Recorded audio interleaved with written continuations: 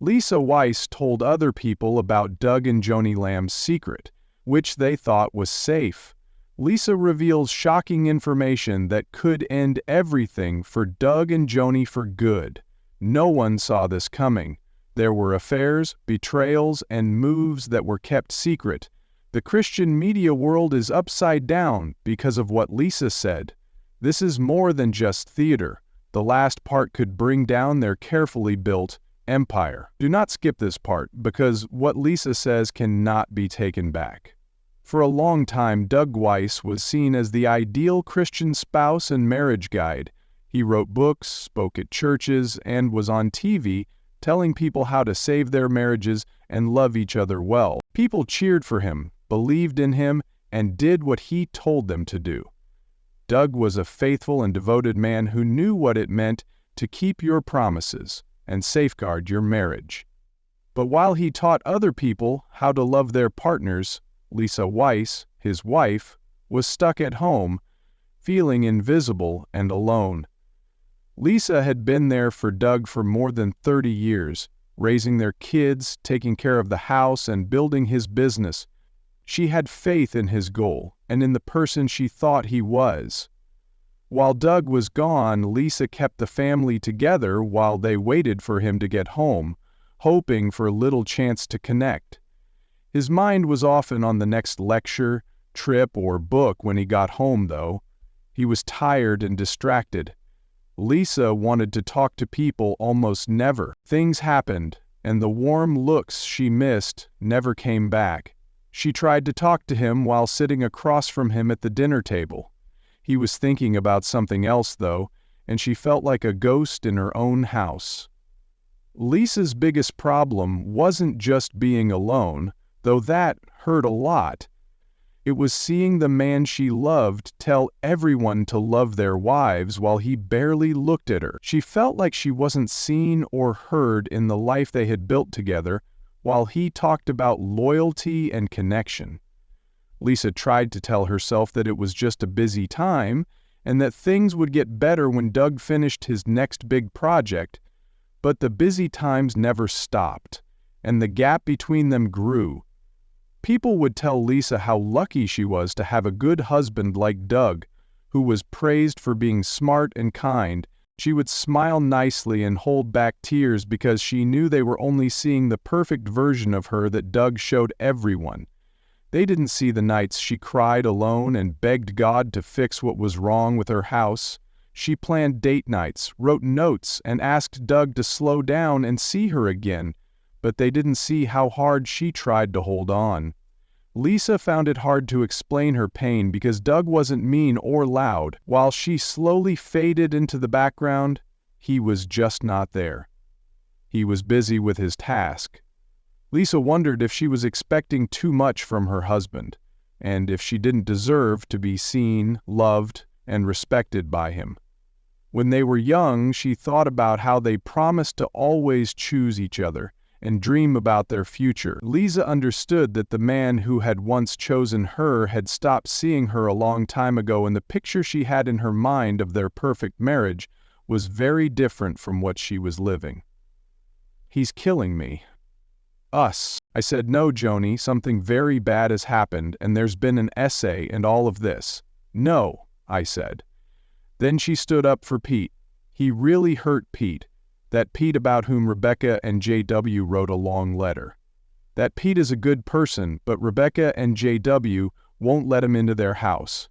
She told Susie that she was a pathological liar and that she had lied about a nice man, a doctor who has since died but has a record, to attack her, which is why what Joni said to me shocked me. I begged her, "Please make peace with Jonathan for yourself. That would be the best thing that could happen." I could see that side of her. I can only say that it's not at all like the Joni I see on TV. It's not like that nice person. But I saw that person in the tape, and she was saying that Jonathan has been running a smear campaign. I asked her what she was talking about. I hadn't seen Jonathan spreading lies about other people. I knew Jonathan. Lisa Weiss worked hard for years to keep everything together. It was her hope that things would get better if she kept praying, backing Doug, and hoping. The vows they had made and the goal they were building together made her believe in them. She believed in Doug even after he stopped seeing her and barely looked at her when he got home. She believed in him even though he was in the house, but in his mind, he was far away. She told herself at first that it was only a season. Doug was helping other married people save their marriages while working hard for God. She told herself that his job was important, that the sacrifice was worth it, and that God would reward her for being patient. She would plan date nights and write him little notes in the hopes that he would remember her and want to get back together. Doug, on the other hand, was always tired and busy with the next sermon or TV show, the next pair he had to help, or the next book he had to write. Lisa could feel the loneliness slowly filling up the cracks in her heart like a fog. When she saw Doug on stage, teaching with all his heart about love and loyalty and telling men to love their wives, she would feel a sharp pain in her chest. The way he preached to everyone else but himself and her was strange. Even though their own family was coming apart, she would watch him teach about how important family is. Lisa would cry at night in the bathroom while the sink was running so Doug wouldn't hear. With a smile on her face, she would wipe her tears, take a deep breath, and walk out the door. That she didn't want to hurt his reputation, their mission, or herself by telling everyone she was having a hard time. She told herself over and over that she had to be tough and help him, even if it meant putting her own needs last. But it got quieter as time went on. There were fewer times when people could meet. She stopped getting the little things that used to make her feel loved. Doug would lead people in prayer, give them words of encouragement, and explain how to seek their spouses. Lisa didn't feel seen or loved, and she began to believe she was living with a stranger, someone who looked like the husband she married, but no longer picked her, saw her, or fought for her. Lisa tried to say something. She told Doug that she was lonely and missed him a lot. She also asked him to come see her. Doug would just nod, say he got it, and promise to do better. Things didn't change. He would be gone again the next day, going to another meeting, event, or sermon, leaving Lisa with the memory of vows that were never kept. Lisa wasn't broken at any point. It was a steady, slow drip of indifference. Little things that added up over time. Doug's eyes were always on his phone, laptop, or notes instead of her, and dinners were eaten in silence. He also took calls during every talk. He could look at her without really seeing her, how he could tell you "I love you" without showing it. Lisa began to feel like she was going away. As she tried to support a guy who had stopped choosing her a long time ago, she was losing herself in the shadow of Doug's mission. She missed the person she used to be, the one who laughed easily, felt seen, and was loved. She felt like a ghost in her own life. She went about her days doing what she had to do, but she was empty inside. It was quiet when the breaking point came. It wasn't a big fight or a crazy moment. When Doug got home that night, it was pretty quiet. He barely said hello to her and then went right to work on his laptop. Lisa made him dinner, set the table, and waited for him to come over. When he finally got there, he sat down and looked at his phone the whole time. He barely touched the food she had made. She tried to start a conversation, but he just nodded and looked at his emails. Lisa felt something in her break at that moment. She understood that she couldn't keep acting like everything was fine and giving up everything for a guy who didn't see her, choose her, or fight for her. When she looked across the table at Doug, she felt a wave of sadness. They were sad about the love they had lost, the woman she had lost, and the hopes that would never come true. Lisa cried when she went to bed that night, because she knew the marriage she had been fighting for was over. Doug was still there, but they could no longer talk to each other. The man who used to hold her close and whisper dreams to her in the dark was now a stranger, but his face looked like someone she knew. Lisa knew she couldn't save her marriage by herself. It was impossible for her to be the only one fighting, giving up, or trying. Lisa felt certain when she woke up the next morning. She knew it was time to stop acting and covering how hurt she was. It was time to start over and find herself. She began going to therapy, writing down her feelings and getting to know herself again as someone who wasn't Doug's wife. It hurt, scared, and freed me all at the same time. She understood that Doug's approval wasn't what made her valuable, and that being his silent supporter wasn't what made her who she was. Lisa's breaking point was when she chose to be herself, come out of the dark and speak up again after years of being quiet. That's when she realized that loving someone didn't mean giving up on herself, and being dependable didn't mean putting up with being emotionally ignored. Not only did other people see, respect, and love her, but she also saw and loved herself. It was the start of her path to healing and finding herself again. Lisa Weiss's whole world stopped when she found out that Doug had remarried. She had stood next to the man for more than 30 years, prayed for him, and believed in him. Now he was standing next to another woman, smiling for pictures and telling everyone about their new start. He didn't just move on, it was how quickly everything took place. Doug got married again just a few months after they officially split up. This time he picked Joni Lamb, a woman Lisa had seen at Christian conferences and events for years and who was a part of their lives. The public thought it was a cute story about two Christian leaders who met and fell in love after going through a hard time. Online, people told them good job. People in the church shared their stories about God, and social media was full of happy pictures and hashtags about new seasons and starts. But for Lisa, each picture was like getting hit in the face.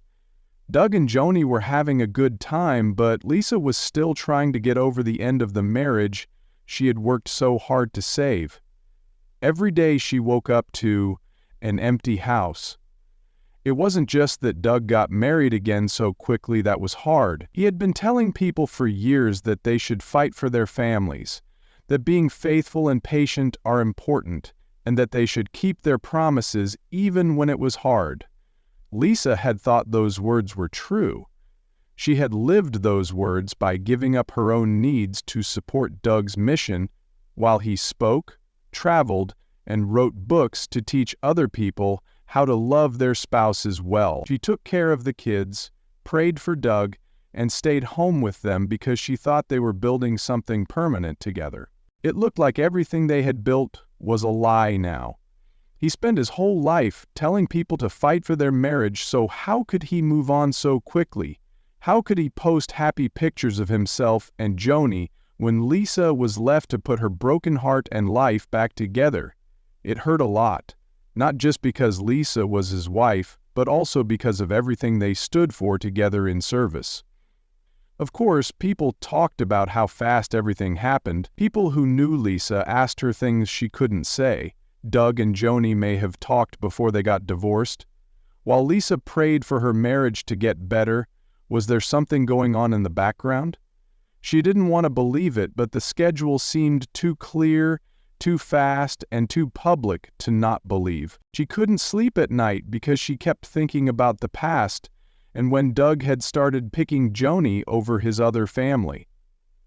The fact that their new marriage was praised in public made it even worse.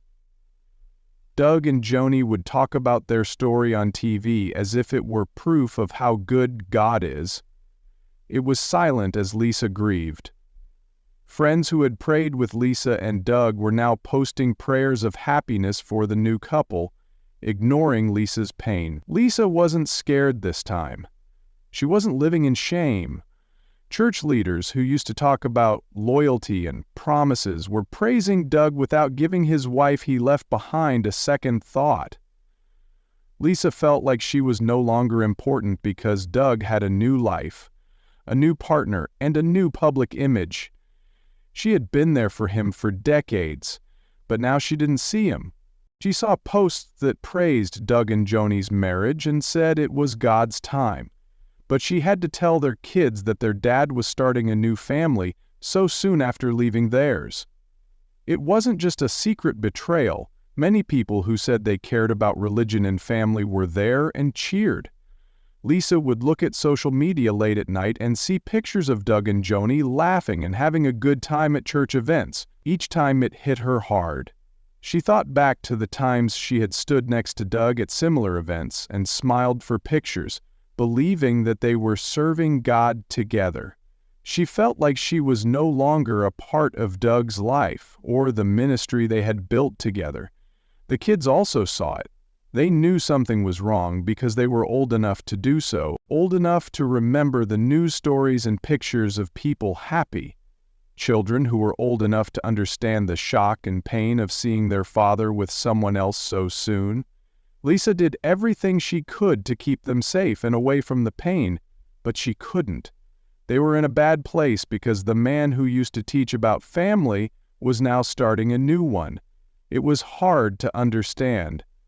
Lisa tried to keep it together, but the truth hurt too much. It wasn't just Doug that they lost. She felt like she was losing the life she thought they were building together. It was giving up the dreams they had talked about, the prayers they had said together, and her confidence that God would fix what was wrong. It hurt to see her life fade into the background while Doug started a new chapter, praised by the same people who had praised their marriage.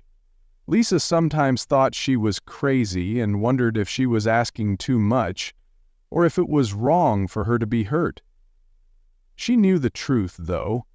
Loyalty and love shouldn't feel like being left behind. And changing your family in record time shouldn't look like love. She had supported Doug's goal for so many years because she thought their sacrifice and dedication were important. Now she seemed to be the only one who thought Lisa's quick wedding wasn't the end of her. She had to learn how to let go of a man who chose his own road and left her behind. It was hard at first. She set out to find herself again, to know that Doug's decisions and the way he showed himself to the world did not define her worth. While Lisa was deeply sad, she also became aware of the fact that she could no longer live in the shade of someone else's story. The public deception made her feel bad, but it also set her free. It made her realize that she should be loved, seen, and appreciated for who she was, not what she did for other people. In spite of the fact that life goes on without her, she learned that she could still heal, find peace, and make her own way in the world. Lisa Weiss was in a place she never thought she'd be after Doug quickly remarried. She had spent decades making a life, but now it was over. All that was left was silence and questions that no one could answer. She used to run a household, give money to a charity, and be by her husband's side through all of life's ups and downs. Now she had to put her life back together on her own. She had trouble getting out of bed for weeks because she felt like every breath was heavy with sadness and confusion. Lisa had always thought that she should fight for her marriage, pray for her family, and trust that God would fix what was wrong. She prayed many nights that Doug would see her again, that the spark would come back, and that their love would be renewed. After they got divorced and Doug moved on right away, she felt like everything she believed in had let her down. She felt lied to, left alone and unnoticed. Lisa started to understand that this wasn't the end of her story when she had some alone time. It started out as little things. It was a way for her to tell herself that she was still alive and that her life was still important, even though it looked different now. She started writing in a notebook and poured out her pain, anger, and confusion on the pages. This helped her deal with the pain she had been holding in for so long. Every word she wrote helped her find her voice again, a voice that had been shut down for years by always putting other people first. Lisa also started to pray more often, but this time she said different prayers. She stopped praying for Doug to come back or for things to go back to the way they were. She prayed for strength, healing, and the courage to go with God's plan for her future, even if it wasn't what she had planned. For years, she had felt like no one saw her, so she asked God to show her who she was without Doug. For Lisa, letting go of her guilt was one of the hardest parts of getting better. Years had passed while she blamed herself for the end of their marriage. She wondered if she was too demanding, if she should have been more understanding, or if she was the reason Doug started dating someone else. Lisa had to learn over time that she couldn't be responsible for decisions that weren't her own. She had been true to him, she had tried hard and loved deeply. That was enough. Lisa began to enjoy things that used to make her happy again, as she began to understand herself better. She spent time with her kids, but not as a wife trying to keep the family together while her husband was away. Instead, she did it as a planned and present mother. She began to walk around and see the beautiful things in the world that she hadn't seen before because she was too busy or sad. Even though she was in pain, the sun's warmth, the sound of birds, and the simple act of moving her body helped her remember that life was still good. While Lisa was trying to keep her marriage together, some of her ties had grown weak. But Lisa still found comfort in them. Friends who had seemed far away before became sources of strength for her, showing her that she wasn't alone. They listened as she talked about her pain, sat with her when she couldn't find the words, and cheered for her as she started to get better. It took a long time to heal. On some days, Lisa felt strong and ready to start her new life. On other days, the weight of what she had lost would bring her down. Holidays, birthdays, and anniversaries were especially hard because they made her think of the past and the hopes that would never come true. Lisa made the choice to keep going, even on the hard days, so she could suffer and grow at the same time. Learning to forgive was one of the most important things Lisa did to get better. At first, it seemed impossible to forgive Doug. It hurt too much. The deception was too new, and the pain was too real. Lisa learned, though, that forgiving Doug didn't mean letting him off the hook. Freeing herself from the anger that was holding her back was the point. She didn't say it was okay or explain why he did what he did, but she chose to let go of her anger so it could no longer rule her. Lisa felt better after she forgiven someone. No longer did she want her life to be shaped by what Doug did or who he became. For her, faith, strength, and the love she still had to give were what made her life worth living. She started to dream again, imagining a time when she was content, happy, and at peace with her life. Lisa also started telling other people her story because she realized that it could help other women who felt like no one saw or heard them in their own lives. Still, she went to women's groups, wrote online, and had private talks with people who were going through hard times, just like she used to. Her story wasn't one of anger, it was one of hope. People told her that they weren't alone, that their pain didn't make them who they were, and that they could heal even after the worst humiliation. Lisa learned on this journey that to heal, you can't forget the past, but you can honor it while deciding to move on. She learned that it was okay to feel sad, to cry, and to accept the loss while still hoping that things would get better. She learned that her worth wasn't based on being a wife, giving money to a charity, or how other people saw her. She was valuable because she was a woman God made and loved, with a reason bigger than what she had lost. Lisa didn't have a big comeback or a sudden moment of success on her way to healing. It was about being strong in the quiet, making choices every day, and the slow process of building a new life from the ashes of what had been lost. She had to learn to love herself again, be at peace with the present, and believe that things could still be good in the future. Lisa now sees a stronger woman when she looks in the mirror after going through the fire. That woman has learned to stand on her own, found her voice, and is no longer living in the background of someone else's story. It's not that everything is perfect that gives her hope. It's that she has decided to keep going, believe, and love, even after everything that tried to break her. People should remember Lisa's path to healing, that it is possible to get better, even when it seems like everything has gone wrong. Courage, hope, and the quiet power of making the choice to heal, no matter how long it takes, are all parts of this story.